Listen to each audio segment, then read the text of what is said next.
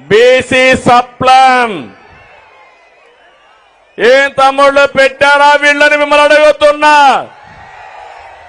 15,000 కోట్లు సంవత్సరానికి చెప్పారా లేదా అని అడుగుతున్నా మిమ్మల్ని. 15 రూపాయలు పెట్టారని అడుగుతున్నా మిమ్మల్ని. కానీ ఈరోజు మేము ఒకటి ఆలోచిస్తున్నాం. సంక్షేమ కార్యక్రమాలు ఇస్తూనే సంపద సృష్టించే మార్గం మీకు చూపించాలనే ఉద్దేశంతోనే సబ్ ప్లాన్ ద్వారా 1,50,000 కోట్లు 5 సంవత్సరాల్లో పెట్టే బాధ్యత మాది. సంవత్సరానికి 30,000 కోట్లు చొప్పున 5 ఏళ్లలో 1,50,000 కోట్లు పెడతామని చెప్పి కూడా నేను మీకు తెలియజేస్తున్నా. ఇంకో పక్కన మీరు ఒకసారి దొంగ లెక్కలు చూపించి ఎక్కడ కూడా నిధులు దొడ్డిదారికి మళ్లించి బీసీలకు అన్యాయం చేసిన పార్టీ వైఎస్ఆర్ కాంగ్రెస్ పార్టీ. స్థానిక సంస్థల్లో రిజర్వేషన్లు ఉండాలి. 25% ఉంటే కాదు 34% ఉండాలని ఆ రోజు తెలుగుదేశం పార్టీ ఆధ్వర్యంలోనే రిజర్వేషన్లు పెంచాం.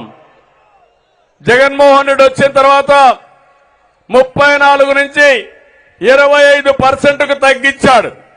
దగ్గర 16,800 మంది పదవులు కోల్పోయారు. మీరొక్క విషయం గుర్తుపెట్టుకోవాలి. నాయకత్వం అనేది రాత్రికి రాత్రే రాదు. అనునిత్యం తయారు చేసే తప్ప సాధ్యం కాదు. ఓసారి చాలా మంది వెనుకబడి ఉంటారు. దానికి కారణాలు విశ్లేషిస్తే ఒకటి ఆర్థికంగా వెనుకబడి ఉండడం, రాజకీయంగా వెనుకబడడం, సామాజికంగా వెనుకబడడం, ఈ అన్ని కారణాలతో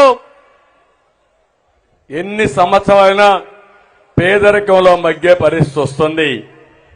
అలాంటి సందర్భంలో మొట్టమొదటిసారిగా రాజకీయాల్లో వెనుకబడిన వర్గాలకు రిజర్వేషన్లు పెట్టాలని పెట్టి రాజకీయ నాయకులు తయారు చేసిన పార్టీ తెలుగుదేశం పార్టీ అని చెప్పి కూడా నేను మీకు తెలియజేస్తున్నా.